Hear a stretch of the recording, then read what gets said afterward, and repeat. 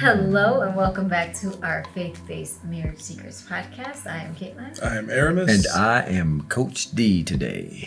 And we are still talking about, we're still myth busting. Yeah, we got to take as much time as possible because I think we had a thumbnail that said myths that are leaving marriages a mess. And there's this law, we were talking about it some time ago. There's this principle for the believer that we operate in as it relates to the faith life. And it starts with, everything about your faith life starts with hearing. What you hear. Hearing is the precursor for thinking. It's the precursor for speaking. It's the precursor for having. And what people are hearing are these myths about marriage. Yeah. And it puts them on a track to manifest those myths in their life. So we got to do everything we can to address some of these myths that are prevailing in the church, that are leaving marriage is a mess. Man, I had a scary thought. Man, I had a scary thought as it pertained to that. What's that? And I almost called you, but it was late. I almost called you because think about this. Okay. Let's just say the foundation of this building was meant to be built with bricks. Okay. Right? But they use clay. They still build the building, but then because the building was built on a foundation of clay, it's uneven. Mm-hmm. Because the clay softens in certain areas, it hardens in certain areas, but it's uneven. It won't be standing alone. Right. And it won't be standing alone, but we would have to constantly be doing things and coming up with ways to make the building level. Right. So that we can sustain the building for as long as we can.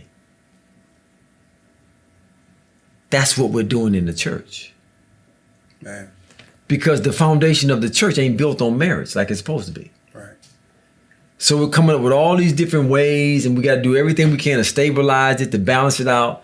When really the solution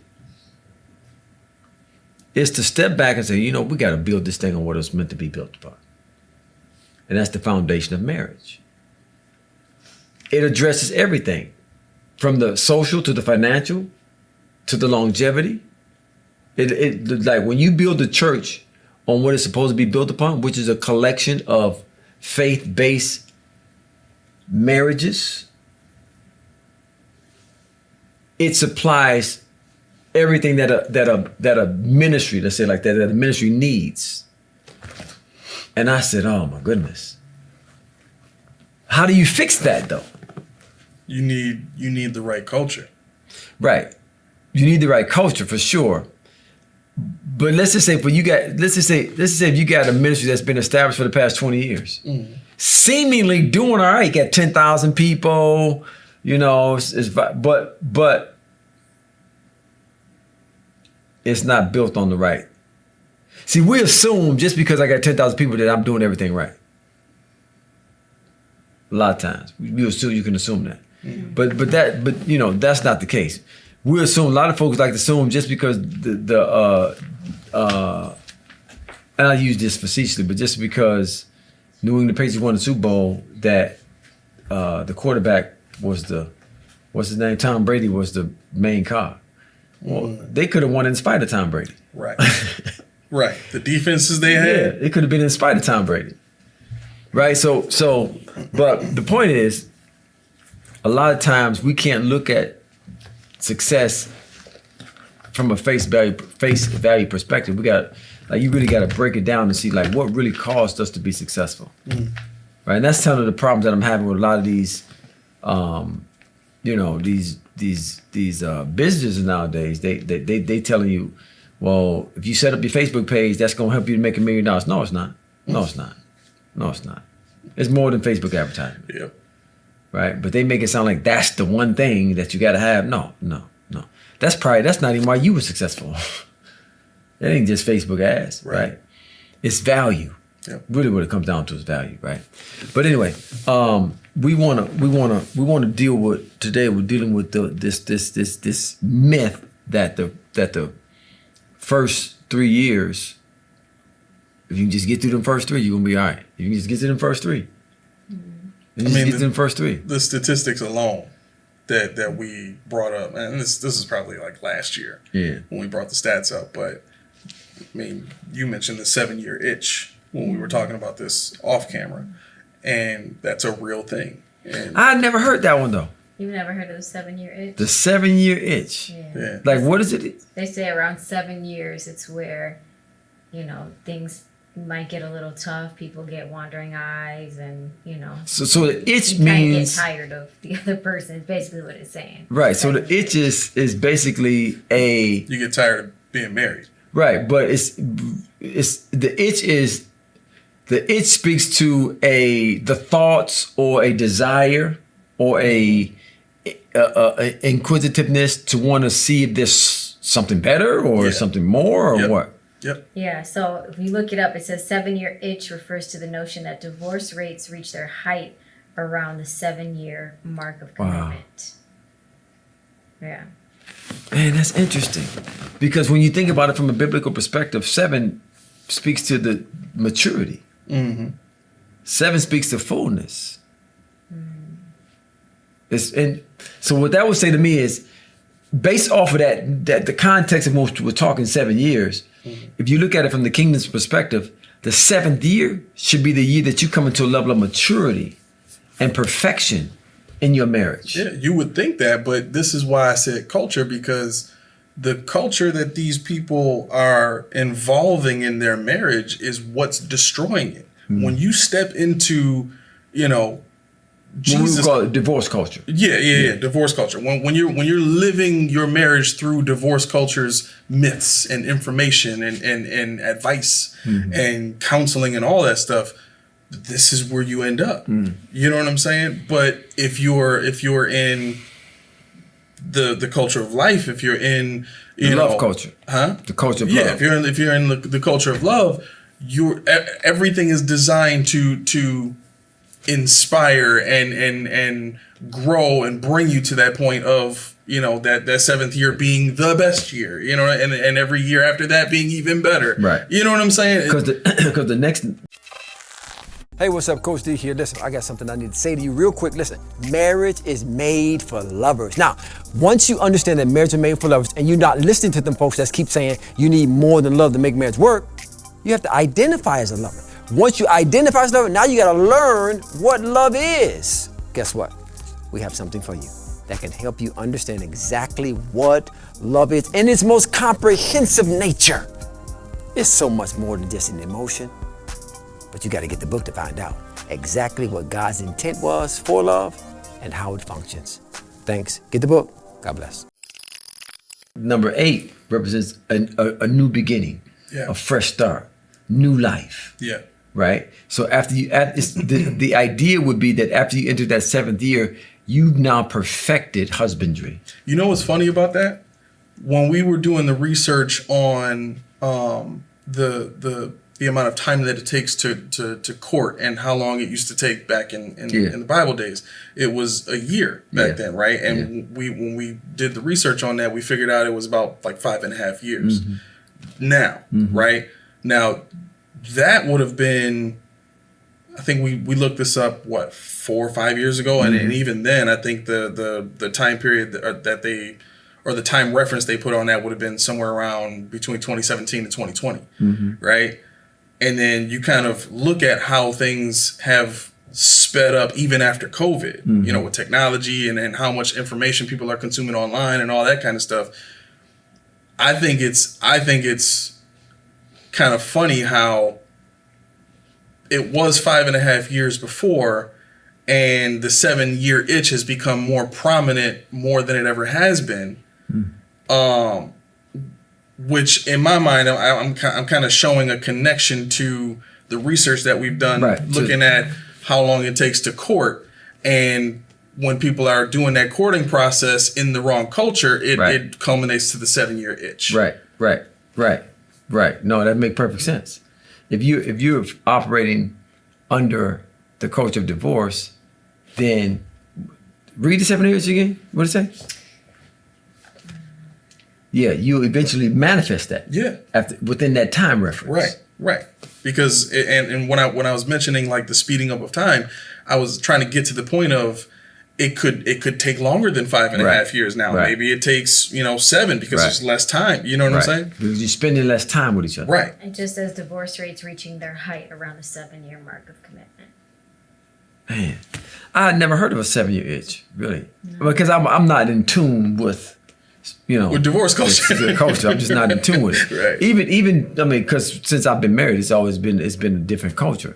But even in my research of some of these myths, that didn't come up of this, what they call a 7-year itch. But I mean, again, that's still something that's contrary to what God intended for it to be. Yeah. And I think we as the church need to come to a place to where we embrace the ideology for marriage from the Word of God and from the culture of the kingdom, so that we can recognize that the first 3 years in God's mind, as you were just alluding to, was supposed to be the foundation. Like these were the inaugural years that we were able to live from for the rest of our life.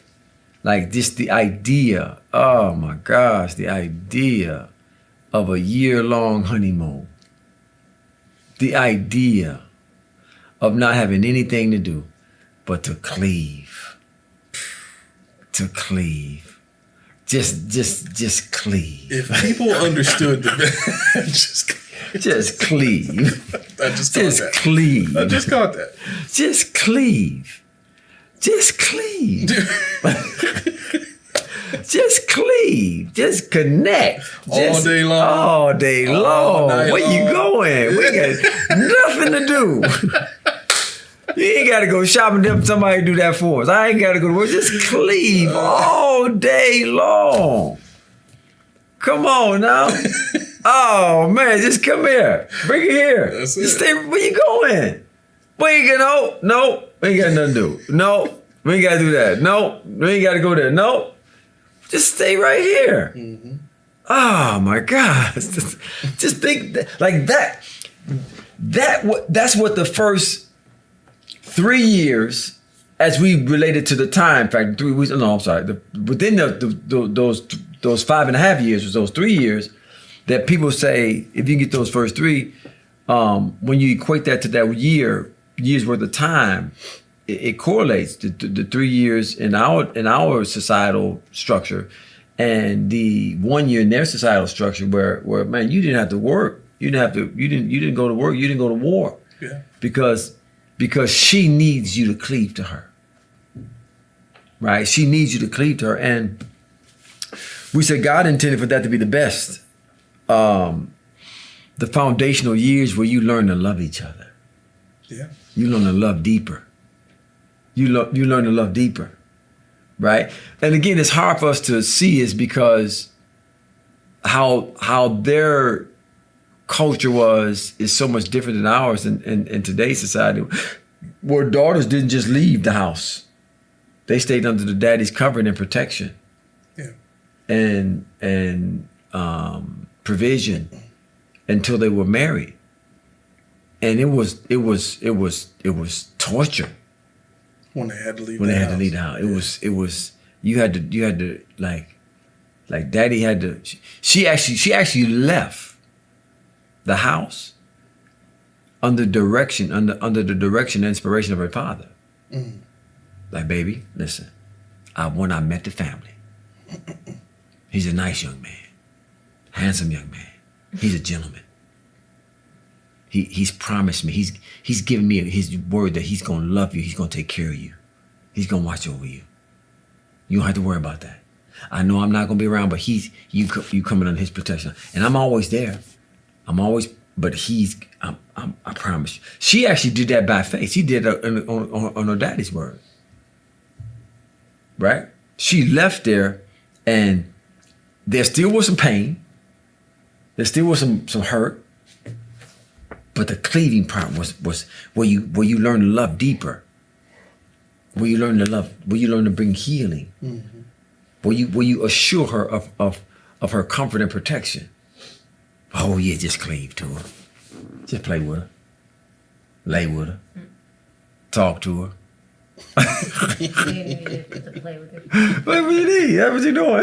Just play with her. Yeah. That's all. Chase her around the house. That's what the first 3 is supposed to be. Right. And I think when people hear that, it sounds like this dream that they can never have. But what we're talking about is something that can be lived in marriage today, right now. Even if you didn't have it initially. Right. Even if you didn't have it initially, it goes back to our process of you got to identify as a lover. That's it. Right. You got to identify as a lover, so that you can go deeper in loving and making your spouse, or as the word, the Hebrew word for marriage means, to bring out the best in her, and her bring out the best in you, right? She brings out the lover in you, and you bring out the lover in her. She bring out the comforter in you, you bring out the comforter in her.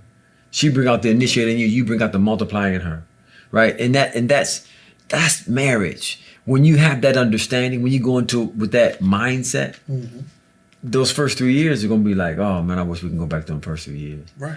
I used to tell Sis Leslie, I told y'all, I think we was talking on Friday, I used to tell Sis Leslie, listen, you better enjoy this time now, because it's gonna come, because we didn't have any children. Yeah. We weren't at the time we just got done playing football, so we was okay financially. And we didn't have to do a whole lot. I was just reading my Bible, going up to the tabernacle, because they put me on staff, and I was like, babe, enjoyed it. Like, we need to enjoy this time. We was here in Buffalo. You know, I'm from Detroit, she's from Chicago, so no family. We had no family here. It was just us. It was just us. Yeah. And it was almost like I'm not one to say God said, did certain things, but the circumstances aligned to where it was just us. But I knew this ain't gonna always be. This is how it's supposed to be, because we just got married. But like, God intends for that to be a time to where you do 2 things. Like, those first 3 years should be a time where you do 2 things: leave and cleave, right? And we talked about Friday how that leaving part is not a disconnection from the love of your household, but just it's more of a second connection with your spouse. So, but that's what it's supposed to be. When you have that, it just makes a difference. Yeah. Then when you're able to love beyond the surface, you're able to. That's where the intimacy part comes in. You're able to intimately get to know. Again, because we date, and our philosophy is so opposite of the Word of God. Is like you get to know them, before you even make the commitment. I mean, you get to know them on every level, sexually, right, emotionally, right. But yeah, God's intent was for it to be. Hey, what's up, fam? Today's Winners One podcast is brought to you by our Coffee in the Morning Club. Listen, they say right now the divorce rate is anywhere between 58 and 62%, depending on the community or the culture you grew up in. But they say that rate is drastically reduced if you are a couple who finds a community of like-minded couples. We have a Coffee in the Morning Club marriage enrichment community of couples who are driven to have a faith-based marriage. This is a marriage that's based upon the principles that God ordained for marriage to be about. If you want your marriage to be drastically reduced from running into chaos, confusion, and trouble, you need to join this community. It's our Coffee in the Morning Club community that will enrich you and empower you and strengthen you to win and make marriage easy. A loving that went into a healing and a comforting and a securing of the daughter, and then it was more of a affirming thing for the husband, to where he knew everything his daddy had told him about her would be would be what he needed to be in a wife, and it's just supposed to be different. It's supposed to be different. Then the last thing is, like you were saying earlier, Amos, is establishing that culture of love. Like that's what the culture of love is established. And as we know, everything that's designed to grow must grow in a particular culture. Yep. Even marriage. You know, I know your thumb ain't green. What you got? You got a blue thumb, purple thumb. What you got? What you got? Darker than that. Dark. It's darker. It's darker. Darker than that. I'm wrong. That ain't nothing.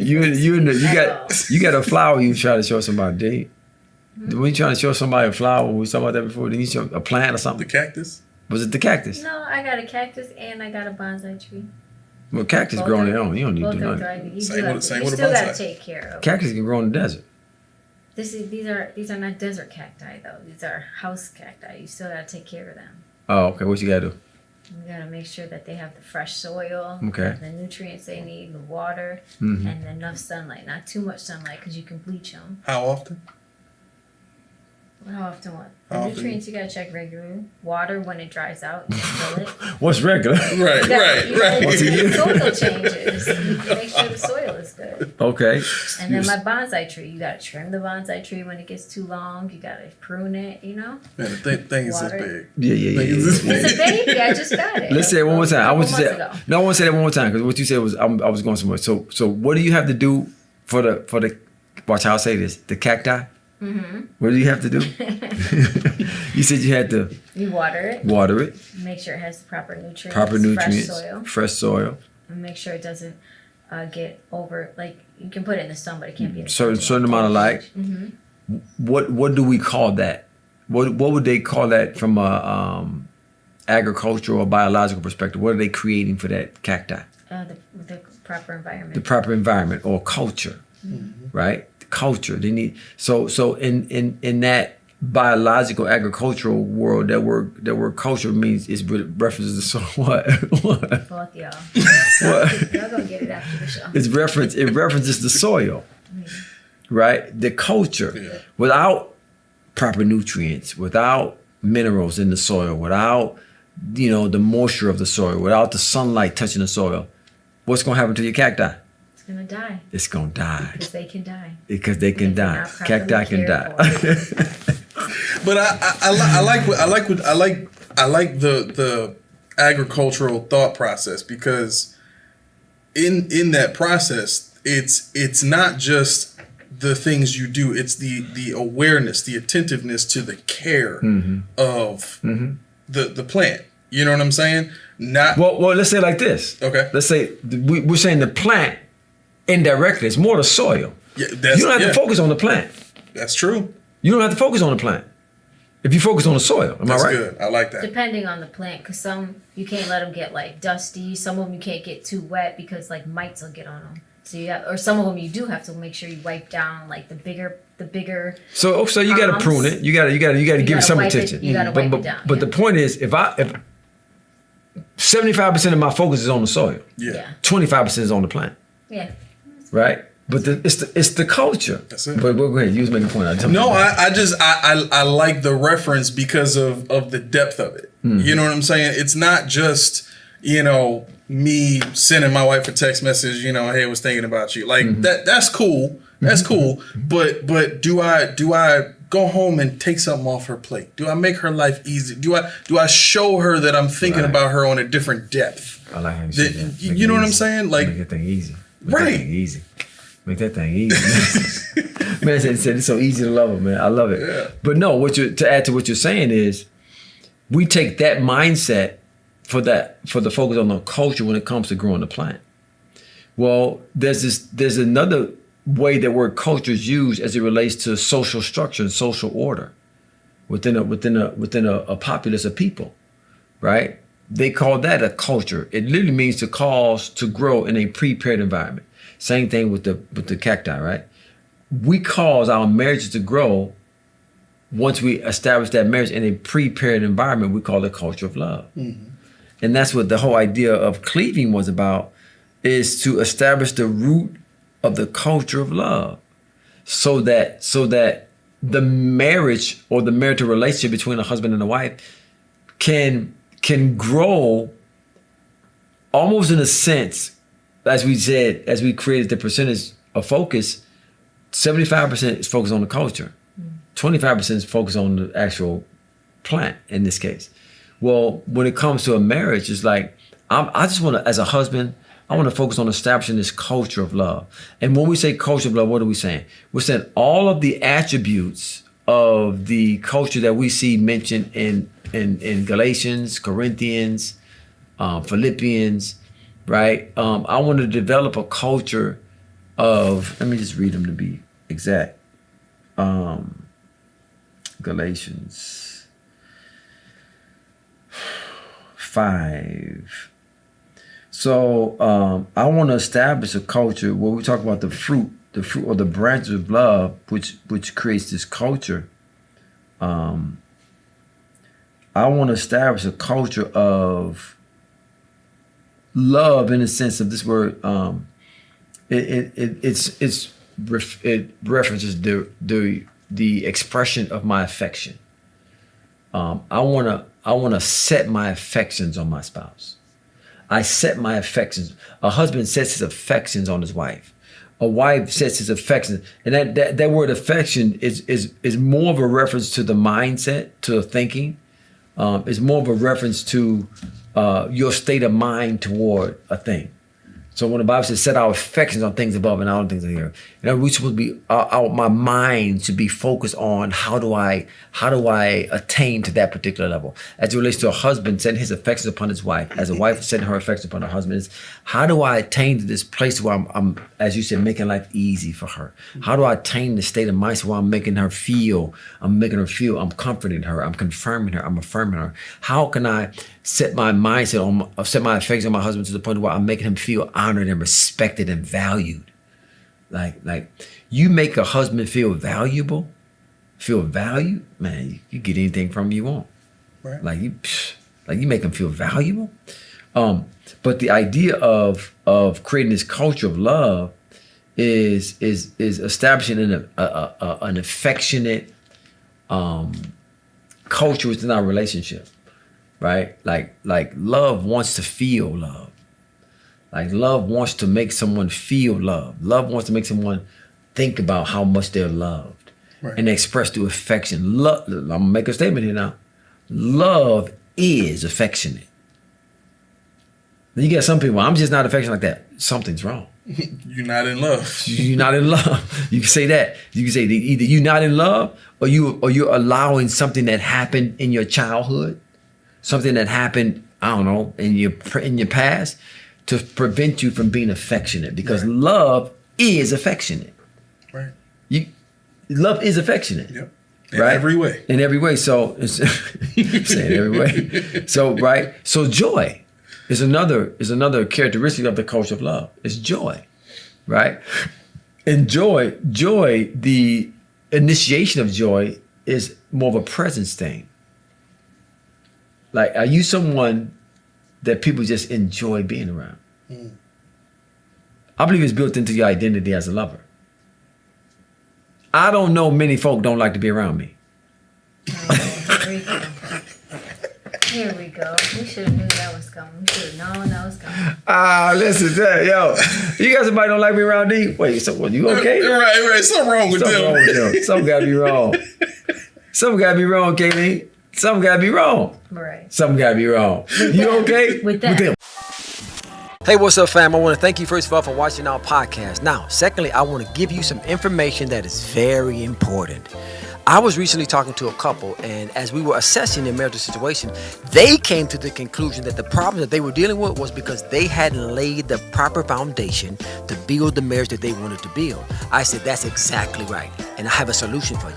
We put together a marriage mastery curriculum that establishes a foundation that will enable you to build the marriage you desire. We talk about things as far as your identity as a lover. We talk about how to build a culture of love. We talk about heroic husbandry. We talk about wondrous wifery. We talk about edifying communication. We talk about grace-filled communication. We cover so much in this curriculum that it's going to put you on the path to be marriage masters. Now, what I need you to do is click the link in the description description. This is going to give you some more insight in just how you can enroll right now into our course. If you are newlywed, if you just engaged, if you recently married, this is a great course for you. You need to check it out. We got a great price for you. We got a payment plan that you can enroll in. So go now, click the link below and get more information. And I'll see you in our Marriage Masters University.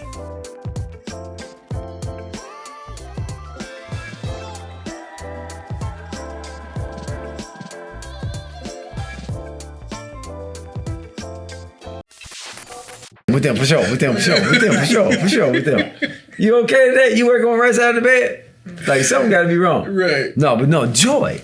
Like that's something that you just like when you identify as a lover, you walking in love, you look like it's easy to be around lovers. It's easy to be around people who identify with loving. It's easy. Yeah. Right? Peace. Like peace. I was listening to a guy I listened to, and he was talking about the difference between a peacemaker. This word peace, it literally means to bring another to a state of tranquility. I'm just at peace around. I'm just at peace around. Like I'm just like I could just be free around. I'm good. I'm good. Yeah. I'm peace. Like this is the culture that marriage was designed to grow in.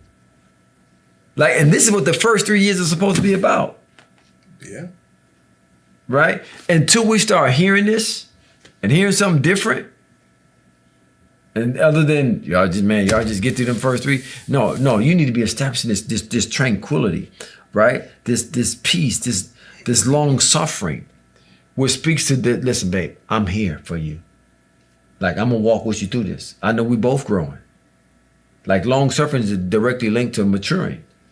And I recognize that you're not where you're gonna be a year from now. Right. And I'm willing to suffer through it. And there's another aspect of it that we gotta bring out that you don't even know I'm suffering. You don't know I'm suffering, right? Yeah. But I'm on we're gonna get through this. We're gonna grow together. Right. So you create that culture where a person is at peace to grow with you, knowing that you know that there's growth and he's not going to, or she's not going to hold that against me, right? Then there's gentleness, goodness, faith, meekness, temperance. Against such things, the Bible says there is no law. There's nothing that says these things shouldn't be in full operation at all times. Right.